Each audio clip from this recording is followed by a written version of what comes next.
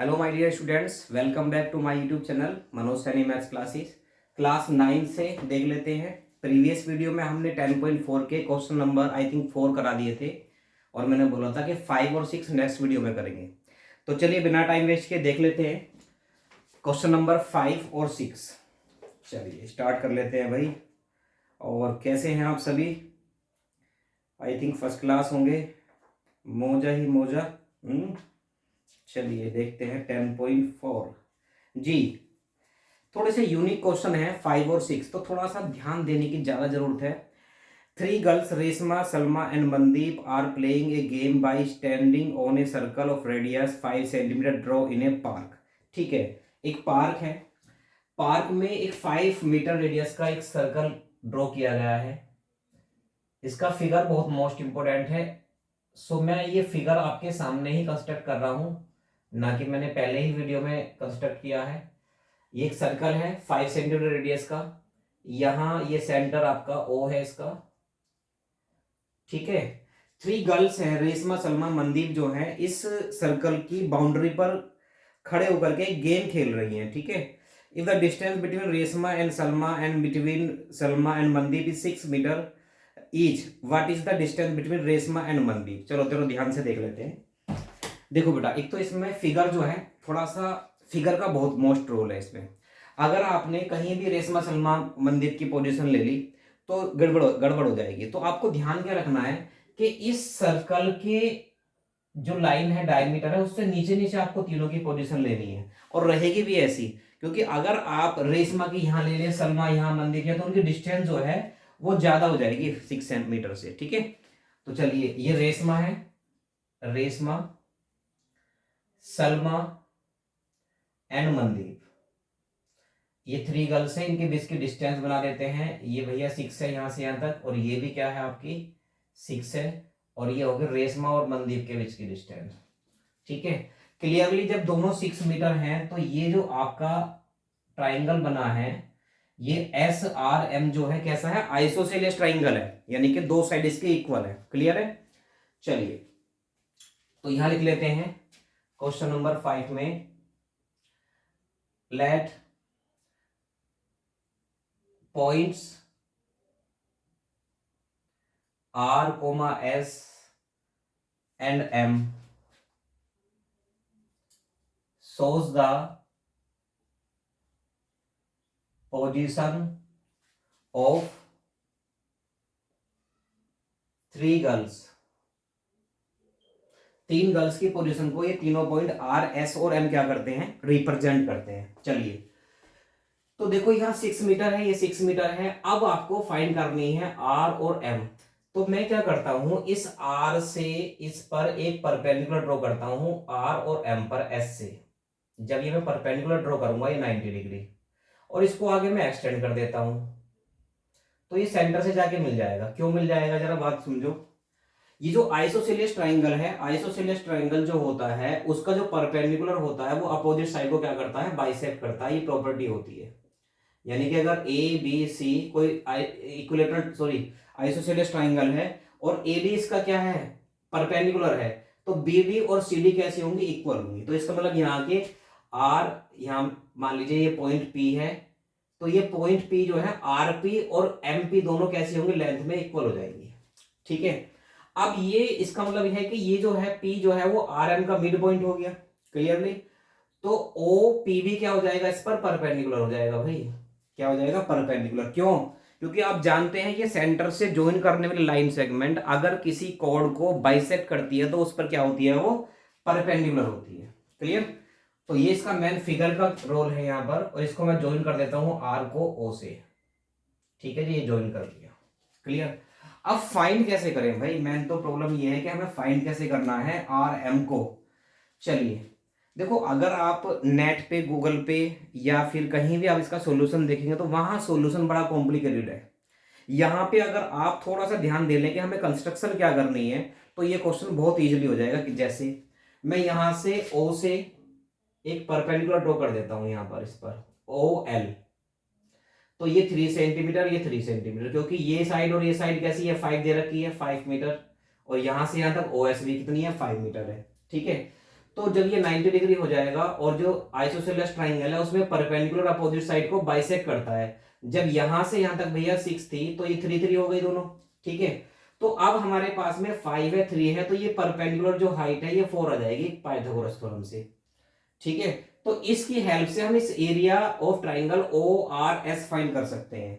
ओ R S का triangle का हम एरिया फाइंड कर सकते हैं। अब जब हम एरिया फाइंड कर लेंगे तो दोबारा से आप क्या करो, ओ आर एस का एरिया फाइंड करो। आपकी बार बेस ये लो और हाइट ये लो। बेस आपके पास 5 है, ये हाइट निकल के आ जाएगी और हाइट का डबल करोगे तो आपकी क्या लेंथ आ जाएगी, आर एम फाइंड हो जाएगी, ठीक है। तो चलिए अब जरा पॉइंट लिख लेते हैं इसकी। S P is perpendicular to R M, therefore OP is perpendicular to RM. Region since perpendicular bisector of chord from the center is a perpendicular, ठीक है। परपेंडिकुलर होता है, क्लियर। ये कन्वर्स आपने की होगी पहले आपने थ्योरम। चलिए अब देखिए ड्रॉ, क्या कंस्ट्रक्शन की हमने, draw O L perpendicular to R S, therefore R L is equal to L S, और दोनों कितने हो गए आपके 3 मीटर के equal, clear. Now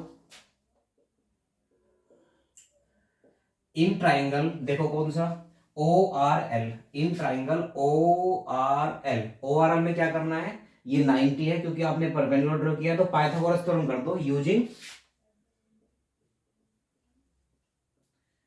Pythagoras theorem, ठीक है। चलिए 90 की अपोजिट हाइपोटेन्यूस होती है तो याद आएगा 5 का स्क्वायर, ये लिख लेते हैं h का square is equal to p का स्क्वायर प्लस बेस का स्क्वायर, ये होती है ना पाइथागोरस थ्योरम। तो 90 के अपोजिट साइड आपके हाइपोटेन्यूस है, 5 का स्क्वायर कर लेते हैं। परपेंडिकुलर बेटा आपको फाइंड करना है OL, और फिर बेस आपका 3 का स्क्वायर, या अगर 25 ये इधर आएगा तो माइनस के 9 इज इक्वल टू p का स्क्वायर, या p is equal to root 25 minus 9 16, square हटाया स्क्वायर रूट लग जाएगा, फाइनली आ जाएगा 4 मीटर, ठीक है। अब ये आपकी हाइट आ गई, तो हाइट आने के बाद में क्या करेंगे आप, इस ट्राइंगल का एरिया निकाल लो पूरे का, ओ आर एस का। Therefore area of triangle O R S is equal to 1/2 into base है आपकी आर एस, इंटू हाइट है ओ एल, और यहां हो जाएगा, इस बार लो इसमें दूसरे वे में लो, ये हो जाएगा बेस और ये हो जाएगी हाइट, क्योंकि ये भी परपेंडिकुलर है ना आपका, ये भी तो हाइट मानी जाएगी, तो O S 1/2 into O S into height हो जाएगी R P is equal to 1/2, R S कितना है आपका 6, ओ एल आया 4, 2 से 2 कैंसिल, ओ एस आपका 5, क्योंकि ये भी रेडियाई है और ये भी रेडियाई है, तो यहां से आ जाएगा 5 multiply R P is equal to 6 4 जा 24, या R P is equal to आ जाएगा 24/5, दैट इंप्लाइज 5 4 जा 20 और 5 8 जा 40, इतने मीटर, ठीक है। आरपी आ गया ये। अब आरपी और पीएम कैसे हैं, इक्वल हैं, देयरफॉर आर एम जो है वो हो जाएगी 2 आर पी के इक्वल, ठीक है।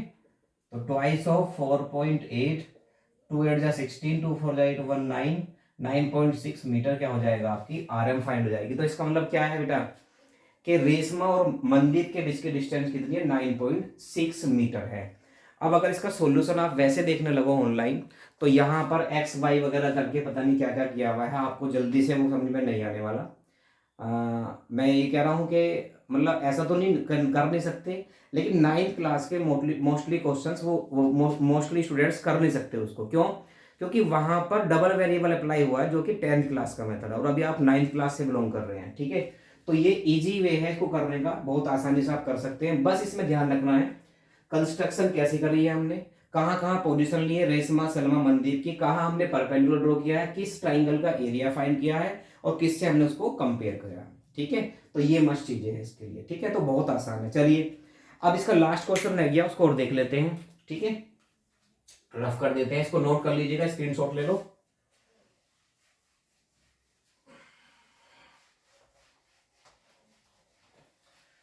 क्वेश्चन नंबर 6 है, ये भी सेम इसी तरीके से है।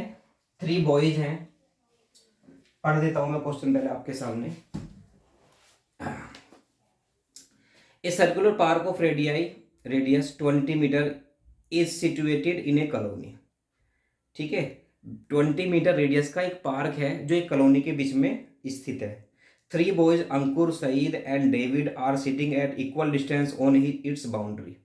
3 लड़के हैं, अंकुर, सईद और डेविड, वो तीनों इसकी बाउंड्री पर इक्वल डिस्टेंस पर क्या कर रहे हैं, बैठे हुए हैं। Each having a toy telephone in his hand to talk each other. देखा ना, बच्चे वो बचपन में खेलते थे, वो गिलास में से निकाल करके हेलो हेलो बोलते हैं, तो वही चीज़ है इसमें। ठीक है ना, तो बचपन सबको याद आ गया होगा अपना। तो ये कंडीशन है, find the length of the string of each phone, यानी कि जो उन्होंने हाथ में फोन लिए हुए हैं उनमें जो धागा लगा हुआ है उसकी लेंथ बतानी है। ठीक है, तो चलिए पहले फिगर कंस्ट्रक्ट कर लेते हैं।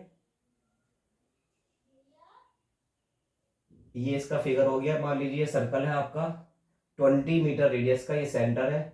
मान लीजिए ये अंकुर है और ये सईद है और ये कौन है, डेविड। तीनों इक्वल डिस्टेंस पर है, ये डिस्टेंस तीनों की इक्वल है, यानी कि इसका मीनिंग ये है कि ASD जो है आपका इक्विलेटरल ट्रायंगल बन गया। ठीक है भाई, क्या बन गया, equilateral triangle.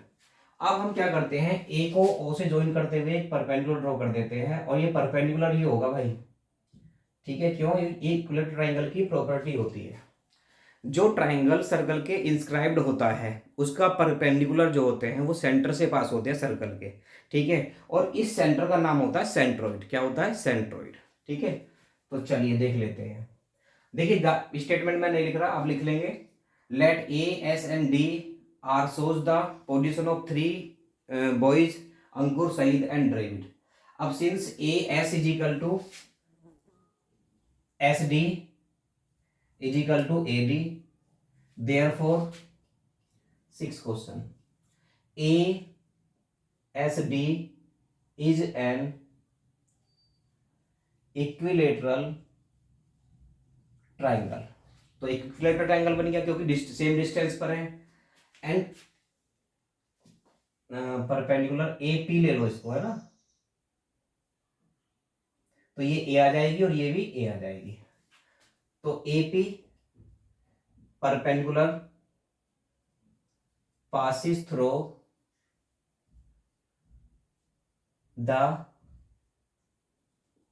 center of circle which is a centroid of equilateral triangle।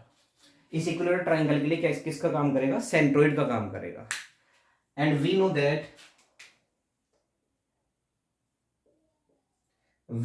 That क्या जानते हैं भाई हम, पता है क्या जानते हैं, कुछ नहीं जानते। अरे भाई सब कुछ जानते हो भाई, तुम बहुत कुछ जानते हो। मैंने बताया था आपको कि सेंट्रोइड जो है वो परपेंडिकुलर को 2:1 में डिवाइड करता है। We know that centroid divide perpendicular in 2:1। ठीक है, तो चलिए अब देख लेते हैं। इसका मतलब क्या है कि AO upon OP is equal to है 2/1। AO आपको रेडियस दे रखी है भाई, कितनी, 20 दे रखी है, कितनी दे रखी है, हाँ जी 20 मीटर है आई थिंक, हाँ जी 20 मीटर। तो A हो जाएगी आपकी 20 into 1 is equal to 2OP, या OP इज इक्वल टू आ जाएगा 10 मीटर। 2OP है भाई, ये OP अलग लिख देता हूँ इसको, कभी आप 20P लिखो मानो इसको। ठीक है, तो यहां पर OP आपकी फाइंड होगी 10 मीटर। चलिए ये 10 है OP, ये A हो गई और ये हो गई आपकी 20 ऑलरेडी। आप चाहो तो इस पूरे ट्राइंगल को भी ले सकते हो, कोई दिक्कत नहीं है, क्योंकि यहाँ पर ये 20 है और ये 10 है, ये कितनी आ जाएगी, 30 आ जाएगी ये। ठीक है, चलिए in triangle now, in triangle OPS क्या, यूजिंग पाइथागोरस थ्योरम। ठीक है, पाइथागोरस थ्योरम अप्लाई कर लेते हैं। ये परपेंडिकुलर है, परपेंडिकुलर की अपोजिट साइड हाइपोटेन्यूस होती है, तो ये आ जाएगा H square is equal to P square plus B square. ठीक है, एच आपको गिवन है बेटा 20, परपेंडिकुलर आपका है 10, 10 का स्क्वायर, बेस है आपका ए का स्क्वायर, ये आ गया बेटा 20 का स्क्वायर कर देते हैं इसको, तो ये आ गया 400 माइनस के 100 is equal to A square. ये प्लस था, 10 का स्क्वायर 100 होगा, इधर आके माइनस हो जाएगा ये, तो finally A square is equal to आ गया 300। स्क्वायर हटा दो तो रूट लग जाएगा यहाँ पर, तो इसको लिख लेते हैं ए इज इक्वल टू 100 मल्टीप्लाई 3, तो फाइनली आ जाएगा 10√3 मीटर।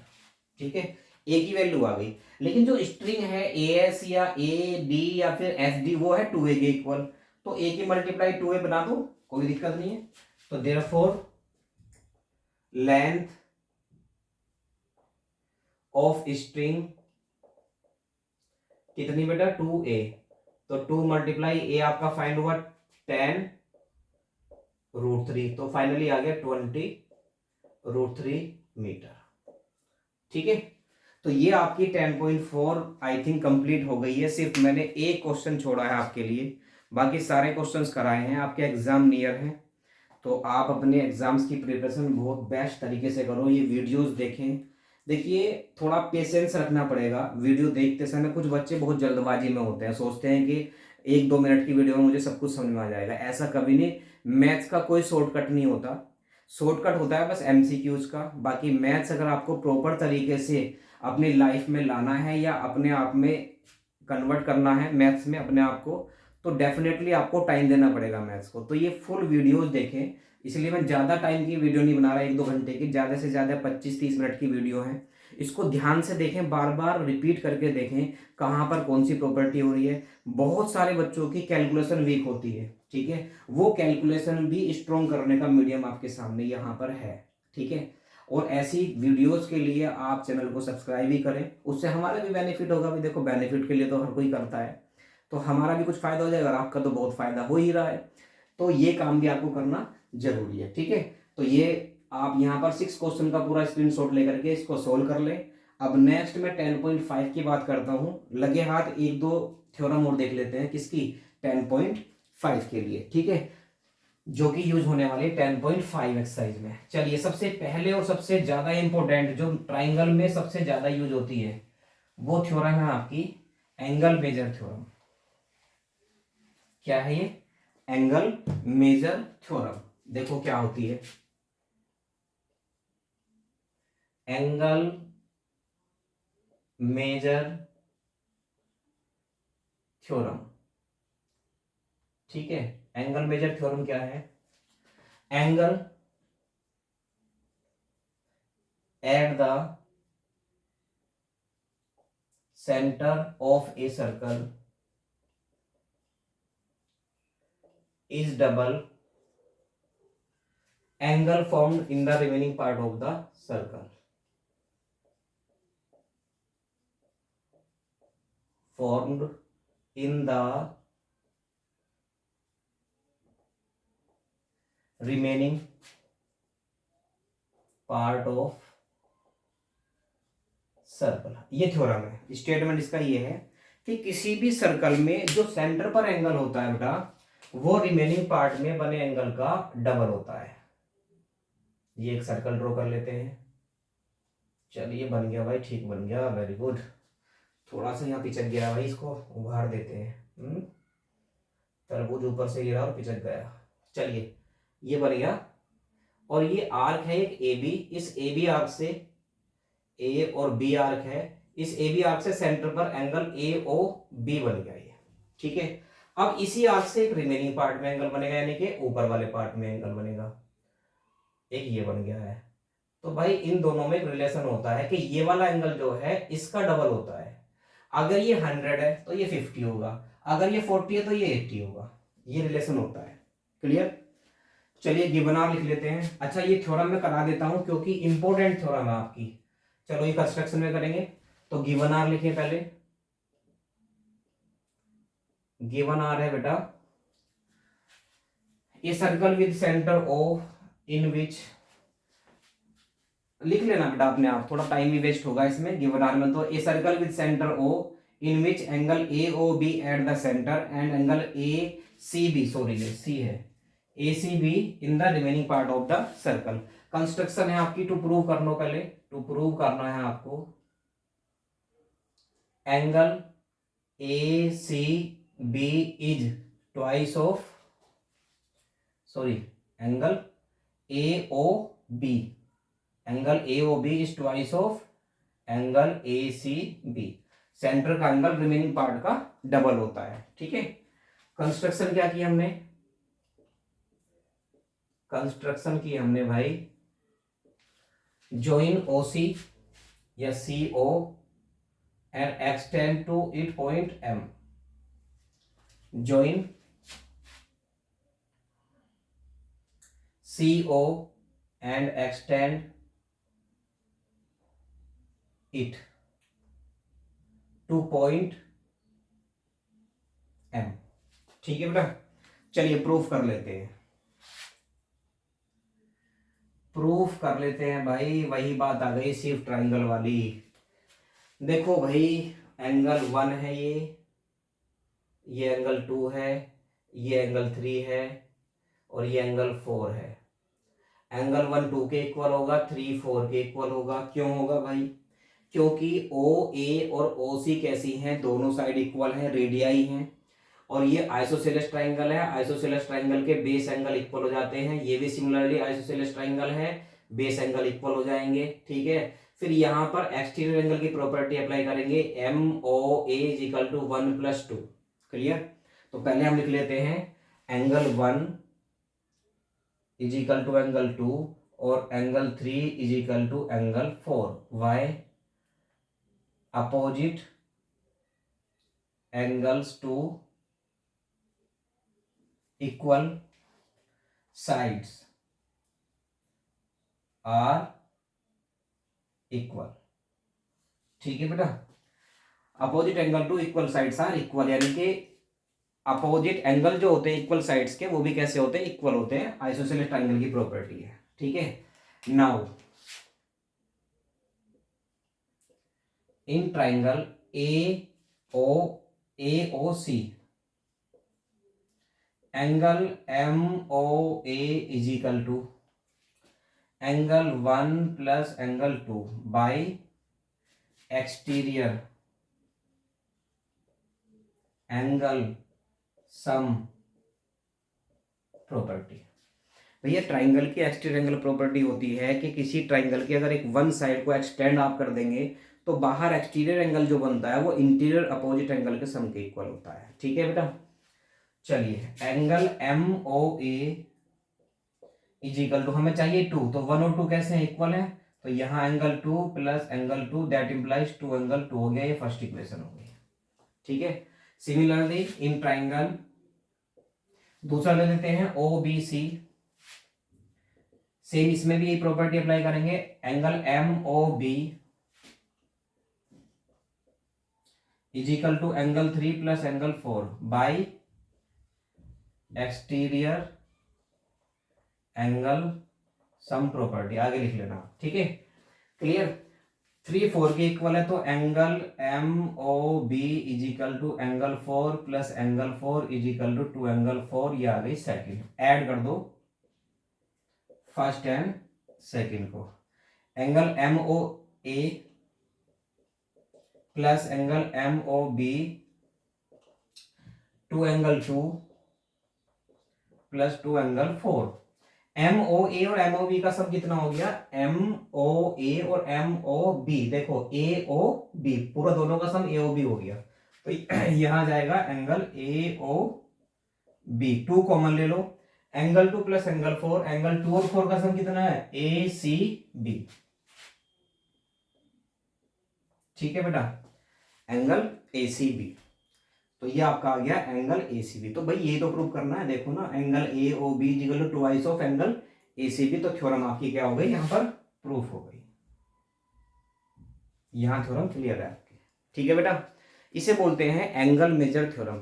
जब भी आप ये प्रॉपर्टी लगाओगे तो आप ब्रैकेट में लिखना बाई एंगल मेजर थ्योरम से, ठीक है। तो क्वेश्चन बहुत सारे आने वाले हैं इसमें, आरएस में मतलब ये मानो को बेशुमार क्वेश्चन है आरएस अग्रवाल के अंदर, इन पर बेस्ड और सबसे बड़ी बात यह है कि कॉम्पिटिटिव एग्जाम में भी सर्कल के जो क्वेश्चंस आते हैं वहां पर ये प्रॉपर्टी डेफिनेट अप्लाई होती है। ठीक है, उधर 10th में जाओगे तो 10th में भी बहुत सारे सर्कल के क्वेश्चंस आने वाले हैं, वहां पर भी ये प्रॉपर्टी अप्लाई होगी। तो ये कहते हैं ना कि हरफन मोला प्रॉपर्टी है, ये कहीं भी अप्लाई हो जाती है। जैसे ए प्लस बी का होल स्क्वायर है, कोई वो नहीं होता ना कि कहाँ पे अप्लाई हो जाएगा, ऐसे ये प्रॉपर्टी है सर्कल के अंदर, मेनली ज्योमेट्री में। ठीक है, तो इसको आप क्या करें, बहुत अच्छे तरीके से करें। इस पर बेस्ड क्वेश्चन भी देख लेंगे। मैं यहाँ पे इसको नोट कर लेना। मान लीजिए ये मैं यहाँ पर क्वेश्चन बना देता हूँ, इसको रफ कर देते हैं।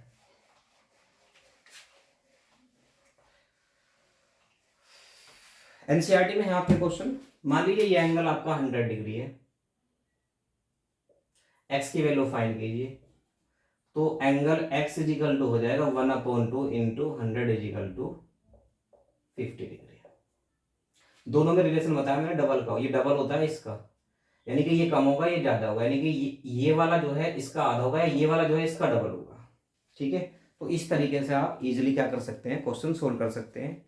और इसके बाद मैं जो आगे की थ्योरम है उनको थ्योरम को प्रूफ नहीं करा रहा हूं, सिर्फ एक लास्ट थ्योरम होगी, in a cyclic quadrilateral sum of opposite angle is 180 degree, वो थ्योरम कराऊंगा प्रूफ, बाकी आप अपने आप कर लें। ठीक है, शॉर्ट में मैं बता देता हूं, इस साइक्लिक थ्योरम होगी angle in the same segment are equal. Angle in the same segment are equal का मीनिंग क्या है कि किसी भी सर्कल में अगर एक आर्क है, ये ए बी, या कोड ले लो इसे ए बी, इस ए बी कोड से ऊपर के सेगमेंट में जितने भी एंगल बनेंगे सारे कैसे होंगे, लेंथ में इक्वल होंगे, सॉरी लेंथ में नहीं, मेजरमेंट में इक्वल होंगे। जितने भी एंगल बनेंगे सब एंगल, बस बेस जो है यही रहना चाहिए, ये एंगल इसके इक्वल, ये इसके इक्वल, ये इसके इक्वल, सब आपस में इक्वल होंगे। इन्हें बोलते हैं angle in the same segment are equal. ठीक है, नंबर 3 पर आ जाएगी angle in the semi circle is right angle. Angle in the semi circle is right angle. देखो सेमी सर्कल में जो एंगल बनेगा वो राइट एंगल होगा। इसका तो आप एक्सपेरिमेंट भी कर सकते हैं घर पर, कोई भी कंपास से एक सेमी सर्कल बना लेना, यहां पर जो भी इसकी सरकमफ्रेंस पर पॉइंट होगा उसको ज्वाइन करने पर ये 90 डिग्री का एंगल बनेगा।